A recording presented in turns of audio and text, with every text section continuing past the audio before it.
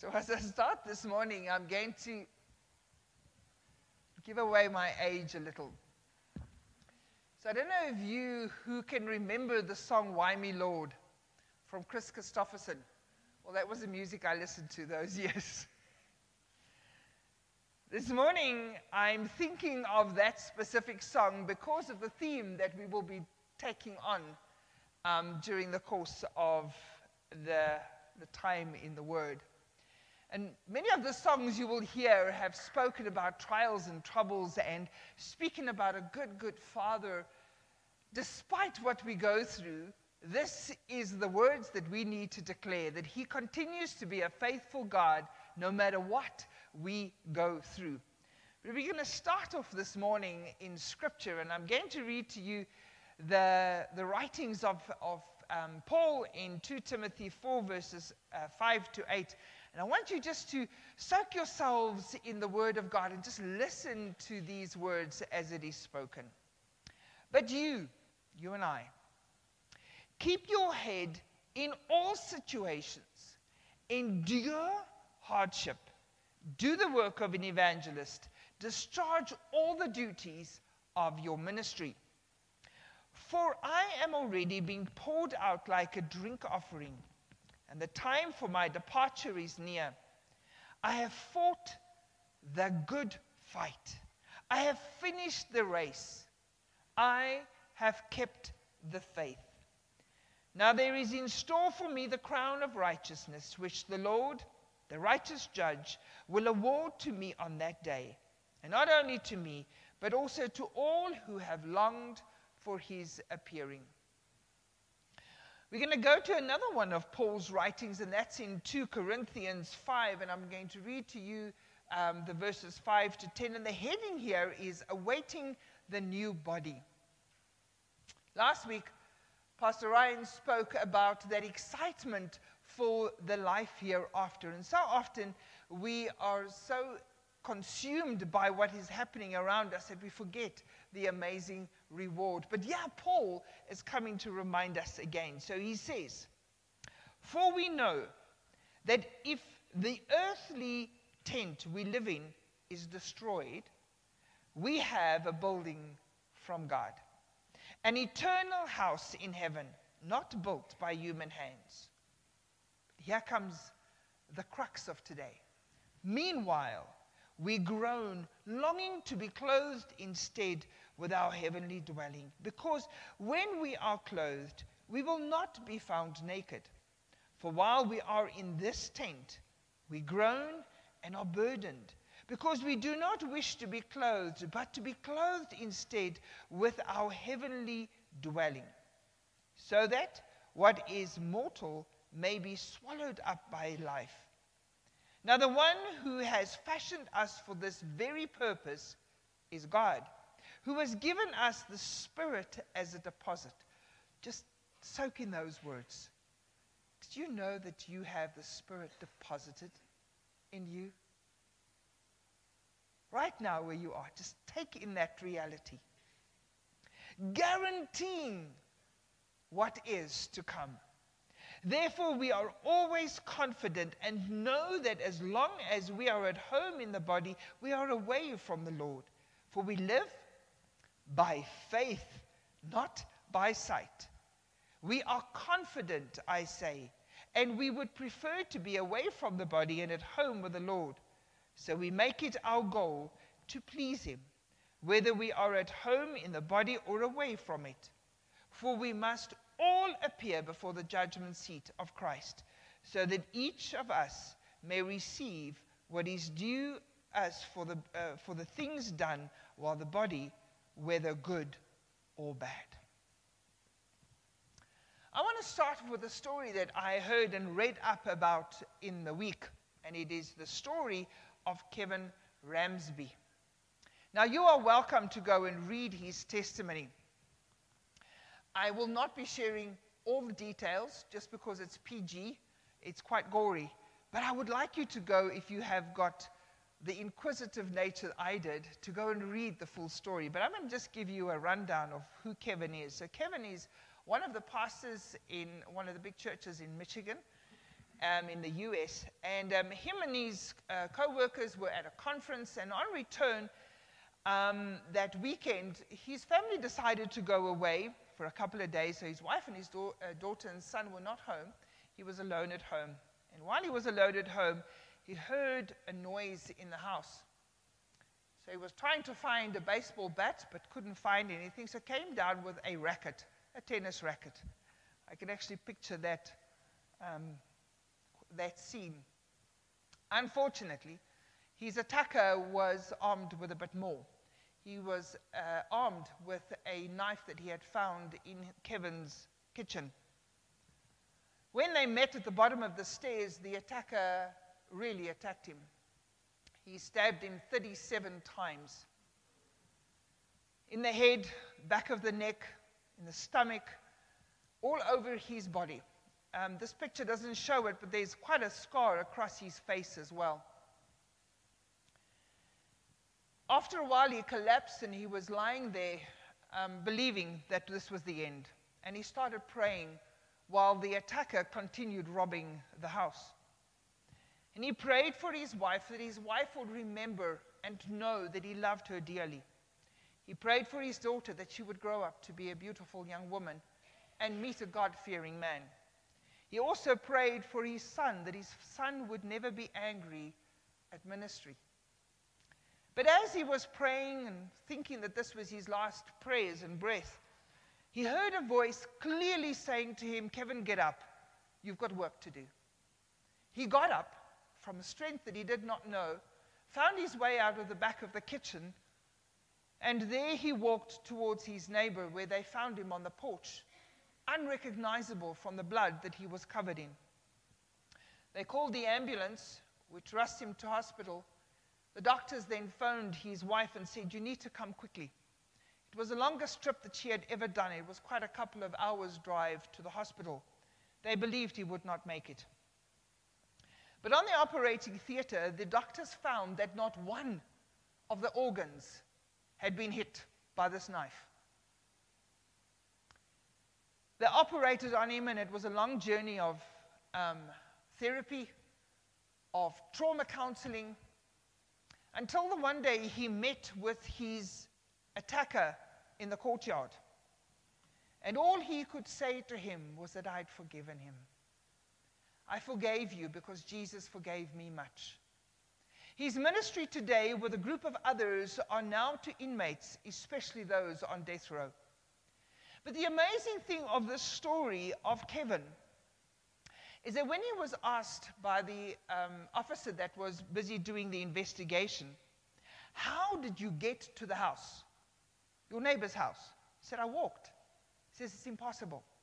We found your footprints in the blood that you left in the kitchen. But the whole trail that you said that you had walked over the grass to your, and even on the porch of your neighbors, there wasn't a drop." He goes, "Because I was carried by God." Go read his story. I did not fill in the gory details as they were. It's quite inspiring. So the question that I want to pose with us today is right here from the start. Is, what do others learn from you? Please note, I didn't say what others think of you. Did you hear that clearly? I didn't ask what others think of you. I said what others learn from you, especially in situations where life is really tough. When life hands you some really bad cards.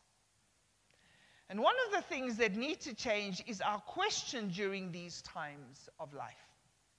One is changing, "Why me, Lord? Why, God, am I going through this?" to rather, "Where are you, God?" And that's the theme of this morning's message. The question is not asked because we have a lack of faith, but rather helping us to recall God's promises throughout scriptures. And some of them are like your Psalm 23. I love this song. It's not only used at funerals. It is supposed to be used even in our tough times of life.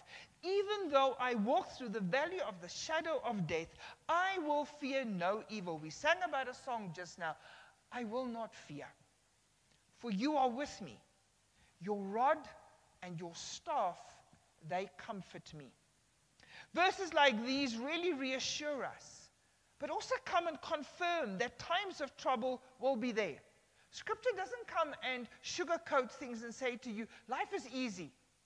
None of us here would have believed Scripture if that was even written in it. It's not just because we are now believing in God and we do the good deeds that life is going to be just filled with beds of roses. What comes with roses? Thorns. And what comes with beautiful bushes of roses? It's pruning. Tough times are guaranteed, even in Scripture. But what we do during these times, the questions we ask, will hold us strong or literally break the camel's back. Paul, in 2 Timothy's passage, is telling us that we are to keep your head in all situations. Endure hardships, and believe you me, Paul knew them. Do the work of an evangelist and discharge all the duties of your ministries. Kevin, amidst what he was going through, the trauma, made a decision to forgive, to choose life, to minister and evangelize to those even who attacked him. Paul was a man that endured so much, and he never knew when the last time was that he would actually be speaking to someone or putting pen to paper. I don't know if it was pens in those years, but he didn't know when his last hour would be. But yet he was able to continue and say, I have fought the good fight. I have finished the race, and I have kept the faith. All the songs that we wrote, we speaking about not our victory, but the victory that God has had in our lives. Is this something that our lives are teaching others? Can we too be known as that one that is of strong faith and that we have fought the good fight? At our staff devotion this week, we looked at the life of Joseph and how he, no matter what he was going through, kept his faith. He did his ministry well. If it was in that pit, if it was in slavery, in the house of his master, if it was in prison, if it was in the chambers, if it was as a governor. He worked well to such an extent that others could see God's favor. Yes, even those who did not believe in the God of Israel, who did not even know the God that he served. And his story reminds us of another verse that Paul wrote in his letter to the Romans, one that we know well, Romans 8 verses 28. And we know that for those who love God, all things work together for the good, for those who are called according to his purpose. The good is not necessarily here on earth, but we know that Paul also speaks about the good that is to come. God was and is actively busy no matter what is going on in Joseph's life and ours. God was actively busy in the life of Kevin Ramsby, even though he lay in the pool of blood ready to die, so that even his attacker had time to come to know God's favor and give him an opportunity to come to know Christ as his Lord and Savior. Will our lives be a legacy despite the circumstances, despite the challenges and difficulties we go through? Is our lives carrying the story of Christ actively busy in our lives because we continue to be that evangelist, telling others about the goodness of God? Does our lives bear witness to Christ in a way we never stop praying, never stop believing? We are choosing to be joyful no matter what, and practicing gratitudes in our homes, in our workplaces, our prisons, our hospital beds, the dreaded doctor's rooms, and each and every one of us in our situations. Those who hold on to their faith have their foundations firmly in Christ. What is your foundation made of? What is it built on? Is it also prayer, joy, and gratitude, no matter what your circumstances are? Now, knowing some of our stories, I know that one sometimes feels we just don't want this pain anymore. It needs to go away. It needs to end. The trials and the tribulations need to be overcome as soon as possible so that we can testify how good God is. But that may never come or come soon. We just heard Peggy speak about 20 years of waiting for this tumor to be removed. Sometimes it doesn't come as quickly as we wish. I know that I have mentioned Sarah, a friend of mine, who passed away. And I know I've mentioned her name before. But today I want to mention her again, and how her life, despite the fact that she was losing her battle against cancer, still encouraged those around her to hold strong to their faith, no matter what the outcome was in her life and the prayers people were praying for her. You see, we need to get the space where we can testify that God is good no matter the outcome, and that God is good during our trials. We're not alone. God is there with us. God is good while life is falling apart around us. Is our faith of such that others who are watching, do they get disheartened because we are disheartened? Or is their faith strengthened because our faith is so strong in Christ? I remember when my late dad was at his end. He was very ill. He suffered for 7 years from cancer. But when we visited and we asked him how he was doing, he would always say, "Well, thank you, my baby, because God is good." We could see that he was not doing well. The body cannot lie to us the way they look. But he didn't want anybody to get disheartened because he knew his fate. He was going home to his heavenly Father. He was excited about it. He used to love quoting from Jimmy Swaggart's "This Old House I'm living in is needing repairs. The windows and the shutters, they are falling apart, but I'm heading home." Is that our testimony amidst our sickness, amidst our pain? Can we, in our pain, still encourage the lost, the weak of spirit, the downtrodden, the sick, even though we are not holding it together ourselves? Have you ever seen that one who is ill, really ill, but yet they're an encouragement to someone else? That is faith. Is our legacy one of never giving up like Paul, not knowing what tomorrow actually will bring, or not actually knowing even what the next hour was bringing for Paul, but yet he stood strong and he was faithful? There is a quote that I want to share with us today that says, "God doesn't always heal or protect us, but He always sustains us. He is by your side. He's by my side, holding your hand, leading the way even in your circumstances."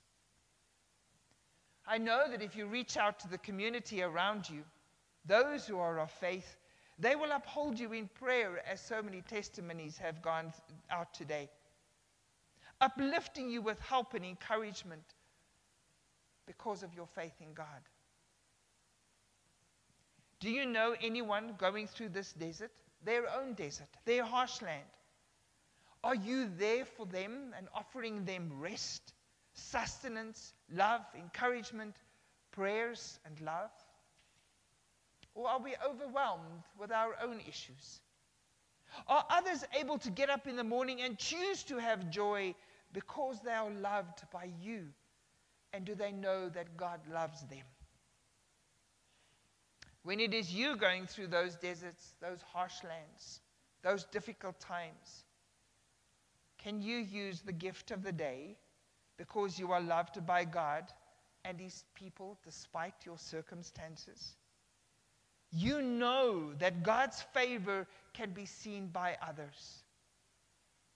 Not because life is perfect, not because we are healed or protected, but because He's a good Father. When we are sustained by God through prayer and knowing His love, acknowledging His presence, even when we don't always feel it or believe it, we will trust Him with the outcome. Listen carefully. Even when it looks different to our idea. That's hard. It is hard to trust God even if the outcome is not what we had envisaged. Making the most of the moment by choosing to have a beautiful day because you are loved makes the world of difference, not only to you, but also to others watching. The words choosing to have a beautiful day comes from my friend Sarah. Every time someone asked her how she was doing, she says, I've chosen to have a beautiful day. When they were leaving on December for their holiday, her husband Liam asked her, your body is weak. Do we really go to the seaside, all the way to the Cape? And she says, yes. My plans haven't changed.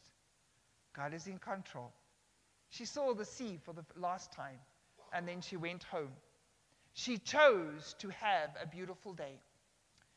Now, I don't pretend, and I really want to make you understand this. I do not pretend to understand what you're going through. Life is really hard. And please know that I will never downplay your circumstances. However, you might be asking the very question that so many of us often do. How do I do life when it is so hard? How do I get through these circumstances and these situations? How do I actually have faith in God even though I don't feel Him present, I don't feel Him active, I don't see Him at work? How do I do this? How do we get through our deserts, our harsh lands, and our last moments of breath? First of all, we change why to where are you, God?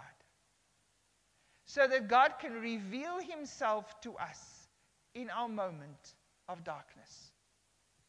Next, we do not stop praying even if we believe God is not listening. You do not stop praying. We then choose joy and we practice gratitude despite the situation. Because then we are telling our situation that our God is stronger. Our joy does not come from the outcome of our situations, but our joy comes from knowing our Savior. And then we are to hold on to hope, as the psalm in the beginning of the service says to us. Please never let go of hope. Whatever else you do, please do not let go of hope.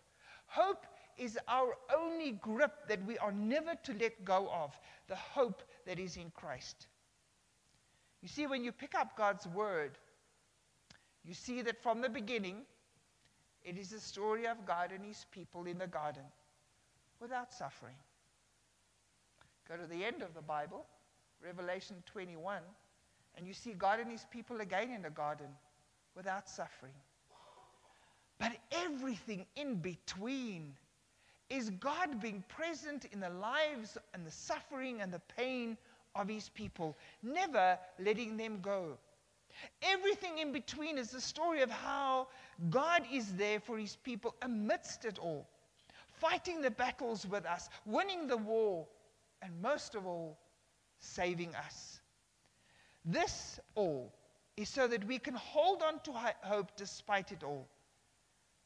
Have you found God in your story? That between the beginning and the end of your story? Do you find God? Do you experience Him in your life? Do you observe Him busy all the time, recognizing Him amongst the chaos, the mess, the joys, the challenges, the victories? Do you experience him? So what is your legacy? Is your legacy one of choosing to have faith, hope, and joy because God is there with us? And can we believe he is there with us even if we don't always feel him? That we believe in him even though we don't see him at all times, working in our lives? Or is our prayers are not answered the way we want? Do we turn from God? What is your legacy? Often our circumstances drive us to believe that God has abandoned us. And just when we're about to have a breakthrough, we decide to give up and just walk away from God. We believe he's not there. We believe that we didn't hear him. But if only we hold on to that fact that he says he is with us always, we will lean upon him instead of ourselves. Don't allow your circumstances to let you miss the place Jesus has gone to prepare for us, because we have made our circumstances greater than our God. We spoke victory words over ourselves in some of these songs. Do we really believe them? Can we really tell our darkness and our circumstances that our God is greater than that? Don't let our circumstances steal away what God has promised in his word. And what he did is he promised us with so many evidence in these stories in between the beginning and the end of the Bible. Let us learn to carve them in our hearts. And of course, what he did promise is that he will never leave us or forsake us. The week that passed, on Thursday, I was asked to do a Hulde Blake. I didn't even know what the word meant, at my uncle's funeral. The scary thing was I had to do the eulogy, as I know it, in Afrikaans. Now, I can probably speak what they call kitchen language in Afrikaans very well. But don't ask me to do a public speech there. But Google Translate was fantastic. So I was able to type out a eulogy to my uncle and then ask Google to translate it. But there were some words that I really felt, doesn't work well. So I drew my husband Nero, who is really good in his language, and he helped me. But one of the words that stood out for someone that was at the funeral as well says, "Wat beteken geëts?" Then I was able to answer. It is when we allow God's word to be engraved within our heart, that no matter what our circumstances are, we are able to go and draw from that wisdom of his promises. Is his word engraved upon our hearts and our memories, that we can tell our circumstances, I will choose to have a beautiful day. I will choose to be joyful. I will choose to be victorious, even if the outcome is different to my idea. Josh McDowell writes, I want to share with you these words.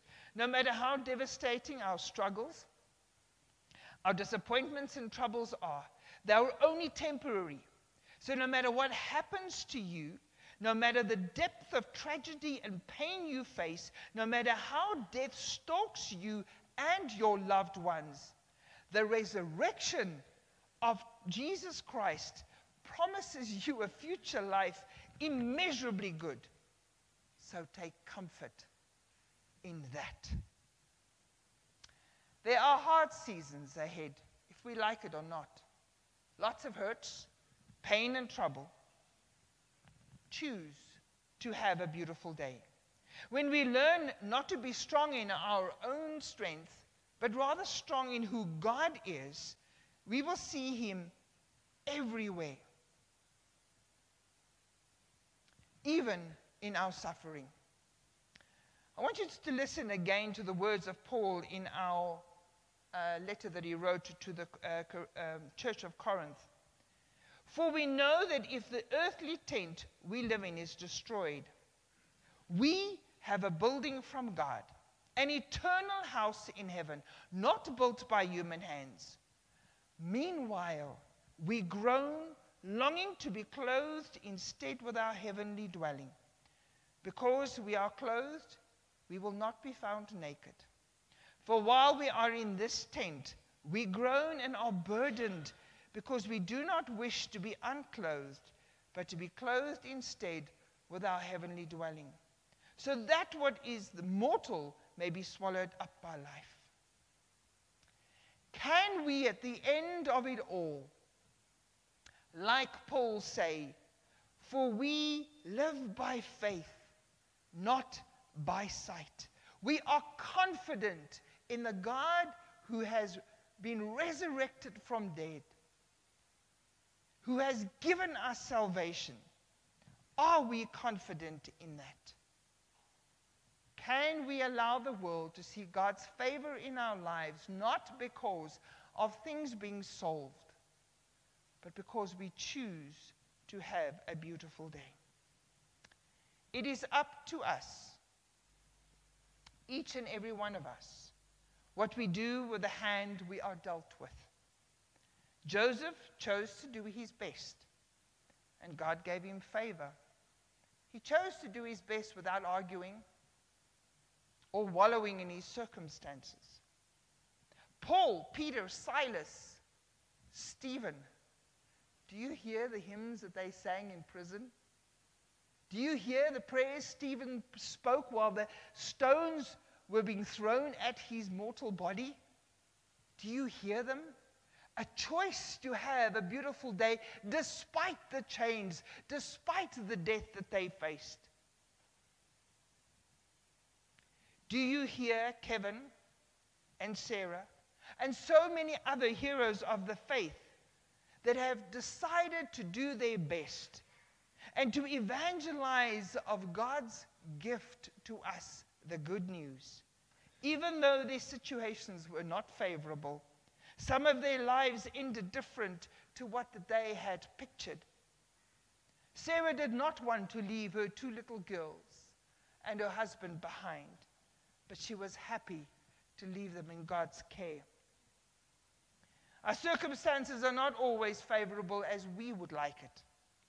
Yet, it does not change the way we view God or the heroes of faith that we have heard about. It does not change their view of God, and that is that He is always with us and with them. And they knew the answer to the question, where are you, God? If we ask the question and God comes and reveals Himself to us, we will find Him in the exact spot where we need Him, sustaining us through whatever we are going through, until we too meet at His home in heaven, perfectly clothed in His glory. Life is hard.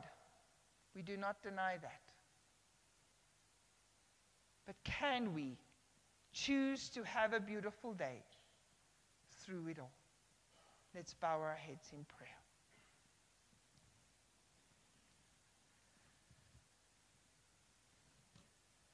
Heavenly Father, as we look back upon our lives, we can truly see the golden thread of your presence, of your glory, that just is always present no matter what we are going through.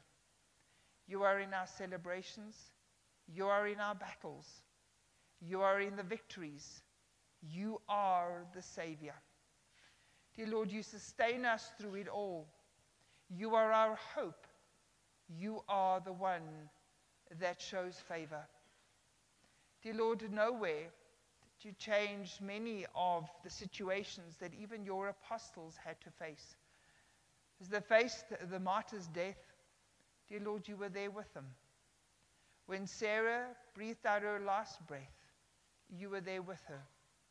Dear Lord, as Kevin was ready to die, you commanded him to get up until his work was finished. Dear Lord, so many of us are ready to give up before our work is done. Let us, like Joseph, no matter where we find ourselves, honor you.